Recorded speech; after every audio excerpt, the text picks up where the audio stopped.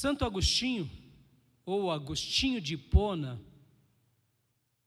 tem uma homilia muito interessante. O que é uma homilia, amados? Homilia era o sermão antigo. Hoje nós nos chamamos, o que o pastor irá pregar? Qual será o sermão? Antigamente, os sermões eram chamados de homilia. E se convencionou que a homilia é a leitura de um texto sendo explicada versículo por versículo, na sua grande maioria das vezes. Mas Agostinho de Hipona, certa ocasião, pregou uma mensagem, e nessa mensagem que ele pregou, ele fazia uma comparação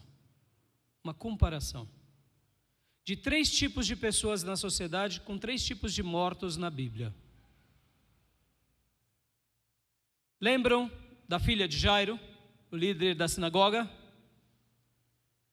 Ela fica doente e Jairo desesperadamente vai atrás de Jesus, chama Jesus. Enquanto Jesus está indo na casa de Jairo, encontra-se com a mulher do fluxo de sangue. A mulher do fluxo de sangue é curada. Jesus dá uma pausa ali, cura ela, conversa com ela. E quando eles chegam na casa de Jairo, as carpideiras já estão lá chorando.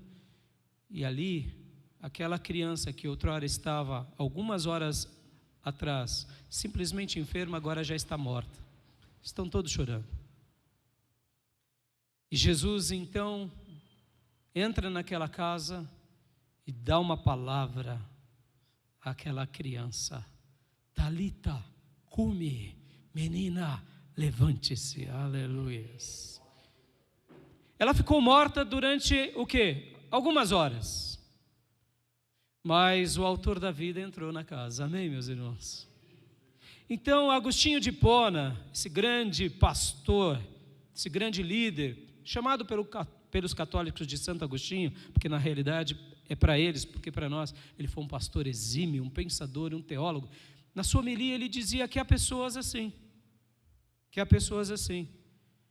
elas estão mortas para Deus, mas elas parecem que minutos atrás estavam vivas.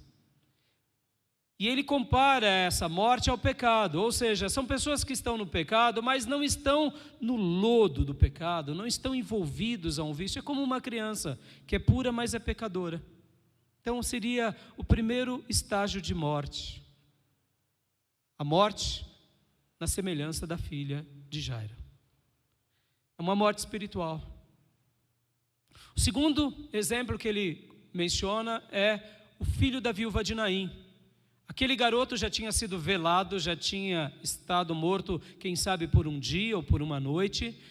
E enquanto eles estavam ali no cortejo, indo ao cemitério sepultar, quem aparece para aquela mãe, para a viúva de Naim? Jesus. E Jesus ali para o cortejo, e de cortejo de morte, vira agora celebração e cortejo de vida. Amém. Por quê?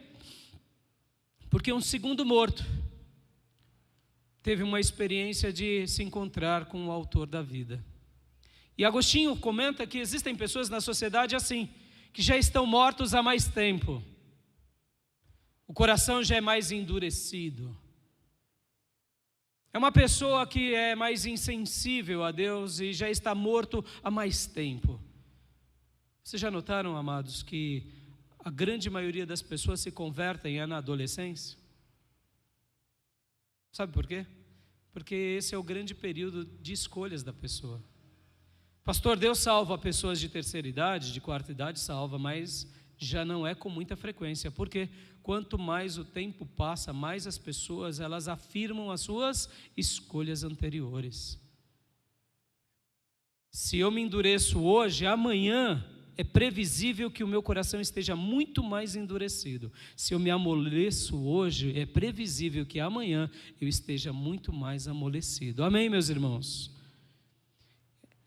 Então Agostinho fala que existe um segundo tipo de pessoas que também estão no pecado, estão mortos, mas não estão no lodo do pecado, não são mal cheirosos, são trabalhadores, são pessoas que vivem no seu dia a dia, tem um vício, quem sabe, um vício simples, um vício que todos têm, mas que não os atrapalha de viver, mas estão mortos para Deus, como aquele jovem que era filho da viúva de Naim. E o terceiro tipo de morte que Agostinho de Hipona menciona na sua homilia é a morte na semelhança de Lázaro. Lembra de Lázaro, irmão de Marta e Maria? Ali ele já estava sepultado. Olha que diferença. Filha de Jairo ainda estava na casa. O filho da viúva de Naim estava no cortejo. Agora Lázaro já não estava mais em nenhum desses dois lugares, porque ele já estava no sepulcro há 4 dias e já cheirava mal. Essa é uma morte daqueles que entram na escória da sociedade, dos vícios, e o mal deles não é somente para eles, mas são para aqueles que estão ao seu redor. Cheira mal, faz outros sofrerem, como foi Lázaro. E Agostinho menciona o seguinte, que em todos esses casos algo acontece, algo magnífico acontece. O que é? Jesus vai até eles. Posso ouvir glórias a Deus, irmãos? O autor da vida vai aos que morrem. E quando o autor da vida se encontra com a morte ou com os mortos, o que fica não é a morte no autor da vida, mas é a vida que repousa sobre o autor da vida, agora é derramada sobre aquele que estava morto. E eles vivem. Aleluia. E aí nós conhecemos a história. Jesus chega para Marta, para Maria, os consola, fala da eternidade, fala do momento presente, eles não entendem direito. Jesus chora porque ele amava Lázaro, e Jesus disse para os homens: tirem a pedra do sepulcro, porque vocês não podem fazer milagres, vocês apenas tiram pedras. Meus irmãos, aqui a gente está hoje tirando pedra, viu? Sabe por quê? Eu não posso fazer milagre na sua vida. Essa ideia de pastor milagreiro não é real. Porque se mesmo que Deus me use como instrumento de milagre, não é meu milagre, é dele. Amém, meus irmãos? Nós só somos tiradores de pedras e de ataduras, mais nada. Porque é ele o milagreiro da nossa vida. E ali Jesus, depois de chorar, Jesus ora, e depois Jesus de orar e chorar, Jesus declara: Lázaro, saia para fora. E o Lázaro, mal cheiroso, morto, ressuscita. E Jesus depois ainda diz: tirem as atas e vá para casa e vamos celebrar, porque é assim que Deus faz. Nessa homilia tão linda e tão maravilhosa, eu quero ilustrar aqui a vida dessa mulher. Essa mulher, ela estava como Lázaro. Ela era uma prostituta, casada pela 5ª vez, odiada pelas mulheres e apaixonada pelos homens. Possivelmente ela era muito bonita, possivelmente. Mas Jesus marcou um tempo na agenda dele para essa pessoa que estava morta. Meu irmão, alguma área da tua vida está morto, está morta.